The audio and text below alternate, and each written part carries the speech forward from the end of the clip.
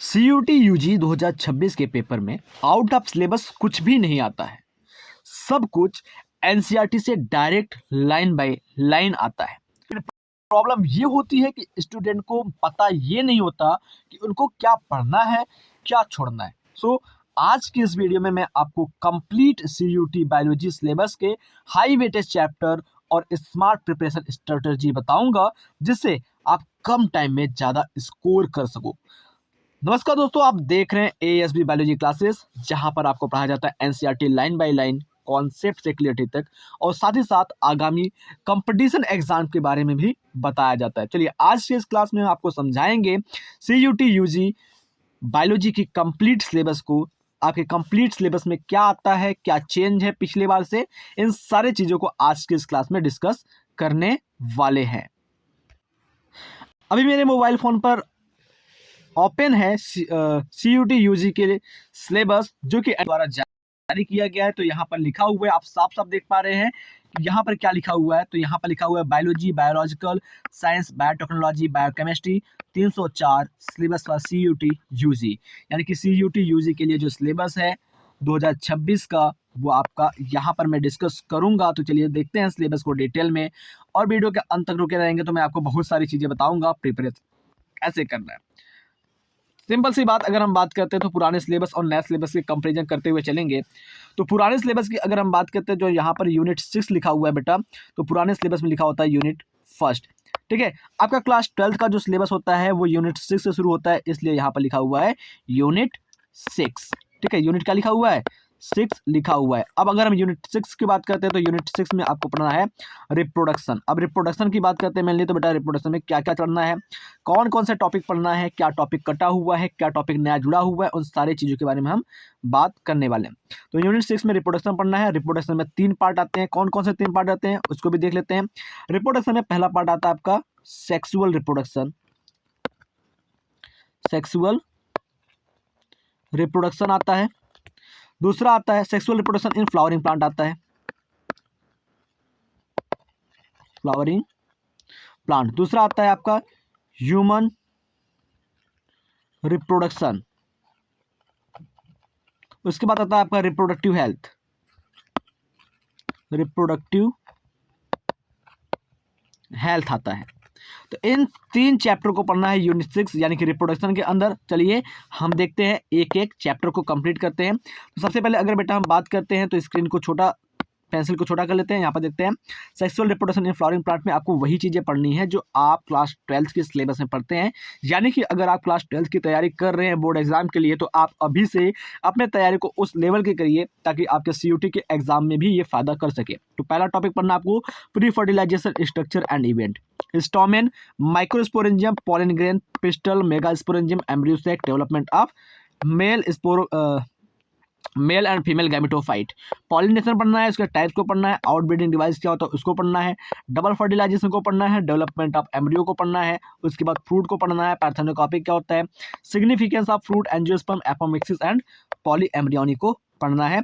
ये आपके unit first में पहला चैप्टर कवर होता है रिप्रोडक्शन का, sexual reproduction in flowering plant. ये आपके CUT UG 2026 का पहला चैप्टर है।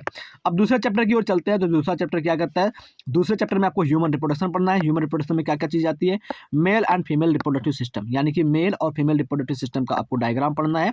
उसमें कौन कौन से ऑर्गन आते हैं, क्या क्या चीज़ें होती है, primary organ, secondary sex organ, कौन कौन से ग्लैंड शामिल है उनके बारे में पढ़ना है, कैसे कैसे प्रोसेस होती है उनके बारे में पढ़ना है। माइक्रोस्कोपिक एनाटॉमी ऑफ टेस्टिस और ओवरी, यानी कि अगर हम बात करते हैं टेस्टिस की इंटरनल स्ट्रक्चर को पढ़ना है। गैमेटोजेनेसिस यानी कि स्पर्म फॉर्मेशन और ओवम फॉर्मेशन को पढ़ना है। मेंस्ट्रुअल साइकिल को पढ़ना है। फर्टिलाइजेशन यानी कि निषेचन को पढ़ना है, कैसे आगे की प्रोसेस होती है उसको पढ़ना है। एम्ब्रियो पढ़ना है, यानी कि जाइगोट जब एम्ब्रियो में डेवलप होता है उसको पढ़ना है, एम्ब्रियो का डेवलपमेंट पढ़ना है। ब्लास्टोसिस्ट फॉर्मेशन पढ़ना है। इम्प्लांटेशन यानी कि कैसे प्रेगनेंसी होती है उसके बारे में समझना है। प्रेगनेंसी के दौरान कौन कौन से हार्मोन निकलते हैं, प्रेगनेंसी में क्या क्या प्रोसेस होती है उसको पढ़ना है। उसके बाद एम्ब्रियोनिक डेवलपमेंट, यानी कि बच्चा जब पैदा होने वाला होता है, यानी कि पेट में जब पल रहा होता है, तो उसका सबसे पहले कौन सा ऑर्गन बनता है, फिर उसके बाद कौन सा ऑर्गन बनता है, तो ऑर्गन के डेवलपमेंट को पढ़ना है। पास्चुरेशन एंड लैक्टेशन पढ़ना है, यानी कि जब बच्चा पैदा हो जाता है उसके बाद लैक्टेशन होता है, यानी कि दूध का स्राव होता है, उसके बारे में समझना है। यहाँ पर कौन से हार्मोन काम करते हैं, क्या चीज़ें कंट्रोल करती है लैक्टेशन को, कैसे लैक्टेशन स्टार्ट होता है, उन सारी चीज़ों को पढ़ना है। उसके बाद अगर हम बात करते हैं तीसरे चैप्टर में, तो तीसरे चैप्टर में आपको क्या पढ़ना है वो भी बता देता हूँ मैं। तीसरे चैप्टर में आपको पढ़ना है रिप्रोडक्टिव हेल्थ यानी कि जनन स्वास्थ्य को पढ़ना है। यहाँ पर प्रॉब्लम एंड स्ट्रेटजीज को पढ़ना है। एमनियोसेंटासिस क्या होता है उसको समझना है। तो एमनियोसेंटासिस की बेटा मैं अगर आपको यहीं पर थोड़ी सी बात बताता हूँ, तो एमनियोसेंटासिस जो होता है वो एक उलवेधन प्रक्रिया होती है जिसमें एम्ब्रियो के अंदर कौन सा डिजीज है उसका पता लगाया जा सकता है और सेक्स का डिटर्मिनेशन भी किया जा सकता है। Population stabilisation and birth control को पढ़ना है। वेरियस मेथड ऑफ कंट्रासेप्शन को पढ़ना है, जैसे कंडोम हो गया, नेचुरल मेथड हो गए, बैरियर मेथड हो गए, ठीक है, इन सारी चीज़ों को पढ़ना है। मेडिकल टर्मिनेशन ऑफ प्रेगनेंसी यानी कि एमटीपी क्या होता है उसको पढ़ना है, ठीक है। जो अनडिजायर्ड प्रेगनेंसी हो तो उसको समाप्त करना होता है, उसको एमटीपी कहते हैं। सेक्सुअली ट्रांसमिटेड इन्फेक्शन यानी कि एसटीआईस यानी कि जिसको एसटीडी कहते हैं, इसको पढ़ना है। इनफर्टिलिटी को पढ़ना है और इनफर्टिलिटी को कैसे बचाया जा सकता है या इनफर्टिलिटी का कैसे हम उपचार कर सकते हैं उसको पढ़ना है, यानी कि असिस्टेड रिप्रोडक्टिव टेक्नोलॉजी पढ़ना है, जिसके अंदर आईवीएफ क्या होता है, गिफ्ट क्या होता है, गिफ्ट क्या होता है, आईसीएसआई क्या होता है, आईयूआई क्या होता है, इनके बारे में पढ़ना है, डिटेल से पढ़ना है सारी चीज़ों को। आगे अगर हम चलते हैं तो इस तरीके से क्या होता है, आपका यूनिट फर्स्ट का 3 चैप्टर कंप्लीट होता है, जो कि क्लास 12th बायोलॉजी का मेन पॉइंट होता है यही। और अगर हम बात करते हैं क्लास 12 की अगर आप तैयारी कर रहे हैं तो आप उसको अच्छे से पढ़िए ताकि आपकी सीयूटी भी निकल जाए उसी तैयारी के साथ साथ। ये आपके यूनिट फर्स्ट रिप्रोडक्शन का 3 चैप्टर हो गया जो कि क्लास 12 के एकदम सेम होता है।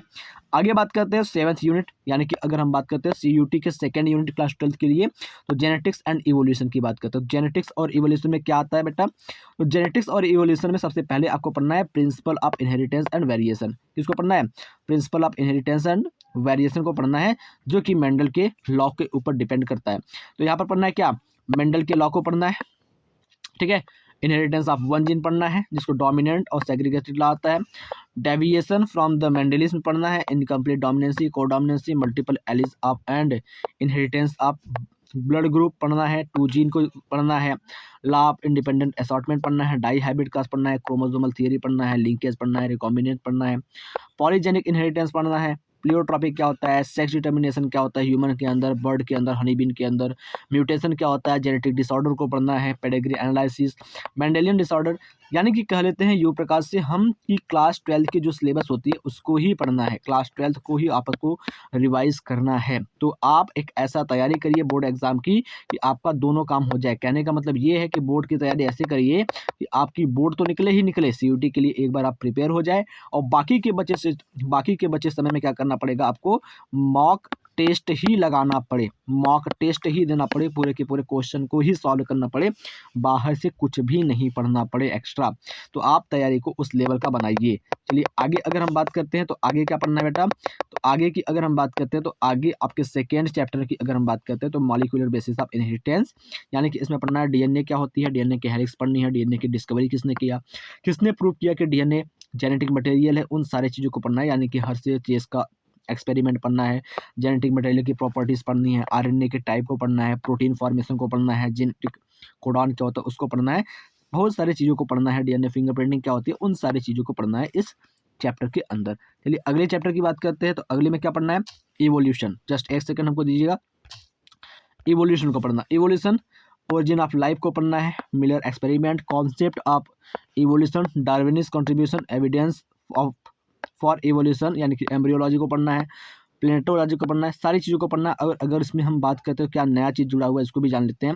तो नया चीज़ जो जुड़ा हुआ है इसमें वो आपका ये है, evolution of plant and vertebrates through the geological period. ये आपका क्या हुआ है, नया सिलेबस जुड़ा हुआ है, इसमें आपको ये पढ़ना है। ये आपके एनसीईआरटी से ही है, ये आपकी एनसीईआरटी नई वाली एनसीईआरटी में ये आपको मिल जाएगा, तो वहाँ से आपको तैयारी कर लेनी है। बाकी मैं आपको गाइड करता रहूँगा कि कैसे कैसे आपको पढ़ना है, क्या कीजिए, आपको ध्यान में रख करके आपको समझना है। मैं सारी चीज़ें आपको गाइड करता रहूँगा, बस आप हमारे कॉन्टेक्ट में बने रहिएगा। चलिए आगे चलते हैं, आगे की चैप्टर में बताते हैं। तो आगे की जो आपकी आती है ह्यूमन बायोलॉजी एंड वेलफेयर की बात करते हैं। तो ह्यूमन बायोलॉजी और वेलफेयर की बात करते हैं तो बेटा यहाँ पर देखिए, biology and human welfare, sorry उल्टा मैंने बोल दिया था, बायोलॉजी एंड ह्यूमन वेलफेयर की बात करते हैं तो यहाँ पर नंबर 1 पहले चैप्टर में आता है ह्यूमन हेल्थ एंड डिजीज़, यानी कि इंसानों में रोग और स्वास्थ्य की बात करते हैं। तो यहाँ पर पढ़ना है इंट्रोडक्शन अबाउट हेल्थ, हेल्थ का इंट्रोडक्शन क्या होता है उसको पढ़ना है। कॉमन डिजीज़ इन ह्यूमन में क्या क्या होती है, जैसे typhoid, pneumonia, common cold, malaria, amoebiasis, ascariasis, filariasis and ringworm के द्वारा जो होती है उसको पढ़ना है। इम्यूनिटी को पढ़ना है। इम्यूनिटी आपके दो प्रकार के इन्नेट और एक्वायर्ड इम्यूनिटी होती है, एक्टिव और passive immunity. Vaccination, immunisation, allergy and autoimmunity क्या होती है। अब ऑटो इम्यूनिटी की बेटा अगर हम यहाँ पर बात करते हैं तो ऑटो इम्यूनिटी में क्या होता है, जो हमारा सेल होता है ना, यानी कि कहते हैं कि जो हमारी इम्यून सिस्टम होती है, इम्यून सिस्टम जो हमारी होती है वो हमारे सेल को पहचान नहीं पाती और हमारे ही सेल के ऊपर क्या करती है, अटैक कर देती है। तो इसको कहते हैं ऑटो इम्यूनाइजेशन या ऑटो इम्यूनिटी के नाम से जानते हैं। आगे अगर हम बात करते हैं तो आपको पढ़ना एड्स क्या होता है, कैंसर क्या होता है, ड्रग एल्कोहल एब्यूज़ पढ़ना है, एडोलसेंस क्या होता है उसको पढ़ना है, एडिक्शन इफेक्ट ऑफ ड्रग पढ़ना है, एब्यूज़ पढ़ना है, प्रिवेंशन एंड कंट्रोल पढ़ना है। ये आपके ह्यूमन हेल्थ एंड डिजीज़ में आता है। अगले चैप्टर की बात करते हैं तो बेटा अगले चैप्टर में क्या पढ़ना है, आपको कुछ नया नहीं पढ़ना है, आपको कुल मिला के क्लास 12th की जो सिलेबस है उसी को कवर करना है। तो यहाँ पर आता है माइक्रोब्स इन ह्यूमन वेलफेयर। तो ह्यूमन वेलफेयर के अंदर माइक्रोब्स का क्या रोल है था उसको पढ़ना है, यानी कि microbes in house hold product, जैसे कि दही बनाने के लिए, पनीर बनाने के लिए, ठीक है, इन सारी चीज़ों के लिए पढ़ना है। माइक्रोब्स इन इंडस्ट्री के अंदर क्या होता है, माइक्रोब्स का इंडस्ट्री के अंदर कैसे प्रयोग होता है, जैसे बेवरेज हो गया, एंटीबायोटिक हो गया, एंजाइम हो गए, इन सारी चीज़ों को बनाने के लिए कैसे उपयोग करते हैं, या स्वेज ट्रीटमेंट में हम पढ़ते हैं माइक्रोब्स के बारे में। अगले चैप्टर की बात करते हैं तो बेटा अगला चैप्टर में आपको क्या पढ़ना है, बायोटेक्नोलॉजी एंड इट्स एप्लीकेशन पढ़ना है। तो सारी चीज़ें क्या होती है आपकी क्लास 12th की है, तो यहाँ पर आप देख सकते हैं बायोटेक्नोलॉजी एंड इट्स एप्लीकेशन, और यहाँ पर देख सकते हैं प्रिंसिपल एंड प्रोसेस पहले है, उसके बाद क्या है उसके एप्लीकेशन को पढ़ना है, ठीक है। यानी कि एप्लीकेशन में कैसे इसका यूज किया जाता है वो है, और प्रिंसिपल एंड प्रोसेस की बात करते हैं कहाँ पर यूज किया जाता है, वो सारी चीज़ें हैं। आगे अगर हम बात करते हैं तो आगे आपको क्या मिलेगा पढ़ने के लिए, तो आगे आपको पढ़ेगा इकोलॉजी एंड इन्वायरमेंट। ये सेम आपकी क्लास 12th का ही सिलेबस है, आप देखते रहिएगा। तो यहाँ पर ऑर्गेनिज्म एंड पॉपुलेशन पढ़ना है, कैसे ऑर्गेनिज्म क्या होते हैं, पॉपुलेशन कैसे होता है, कैसे कंट्रोल किया जाए, पॉपुलेशन ग्रोथ कैसे होता है, उन सारी चीज़ों को देखना है। इकोसिस्टम में देखना है आपको, स्ट्रक्चर देखना है, फंक्शन देखना है, इकोसिस्टम की स्ट्रक्चर कैसे बनती है, फंक्शन कैसे करता है, ये सारी चीज़ों को देखना है। डिकम्पोजिशन क्या होता है, एनर्जी फ्लो क्या होता है, डिफरेंट ट्रॉपिक लेवल क्या होता है, फूड चेन क्या होता है, फूड वेब क्या होता है, पिरामिड, ठीक है, इन सारी चीज़ों को पढ़ना है। बायोडाइवर्सिटी एंड कंजर्वेशन को पढ़ना है, जैसे बायोडाइवर्सिटी का कॉन्सेप्ट क्या होता है, पैटर्न क्या होता है, इंपॉर्टेंस क्या होता है, और बहुत सारी चीज़ों को पढ़ना है। जैसे जूलॉजिकल पार्क क्या हो गए, वाइल्ड लाइफ सेंचुरीज क्या हो गए, उन सारी चीज़ों को यहाँ पर आपको कवर करना है। तो आई होप ये जो आपका CUT UG का सिलेबस है 2026 का वो आपकी कम्प्लीटली समझ में आ रहा होगा। अगर आपको वीडियो अच्छा लगा है, हेल्पफुल लगा है तो प्लीज़ वीडियो को लाइक ज़रूर करिएगा। CUT बायोलॉजी के लिए आपको डेली मैं कॉन्सेप्ट बताता रहूँगा, कैसे आपको प्रिपरेशन करना है, उस सारी चीज़ों को मैं बताता रहूँगा। आप हमारे साथ जुड़े रहिएगा, और अगर आपको समझ में आ रहा है तो आप लाइक करके कमेंट जरूर करिएगा। चैनल पर पहली बार विजिट कर रहे हैं और इन्फॉर्मेशन लगातार चाहते हैं तो हमारे चैनल को सब्सक्राइब ज़रूर करिएगा, ताकि मैं आपको नया नया इन्फॉर्मेशन दे सकूँ। मिलते हैं आपसे अगले क्लास में एक नए इन्फॉर्मेशन के साथ। तब तक के लिए जय हिंद, जय भारत। बने रहिए हमारे साथ।